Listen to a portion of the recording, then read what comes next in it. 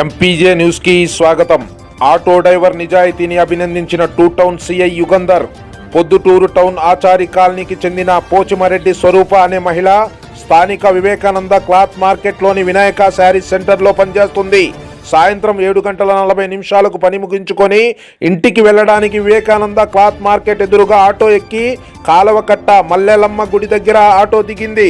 Auto driver Shaik Nazeer Basha రాత్రి శ్రీనివాస నగర్లోని తన ఇంటికి వెళ్ళాక తన ఆటోలో ఒక చిన్న బాక్సులో సుమారు 3 తులాలకు పైగా ఉన్న బంగారు తాలిబొట్టు చైను గుర్తించి తన ఆటోలో ఎవరో మర్చిపోయి ఉంటారని ఉదయం టూ టౌన్ సిఐ యుగంధర్ని సంప్రదించగా సిఐ తన సిబ్బంది సహాయంతో సదరు బంగారు తాలిబొట్టు చైను మర్చిపోయిన మహిళను పోచిమరెడ్డి స్వరూపగా గుర్తించి ఆమెకు బంగారు చైను అప్పగించారు.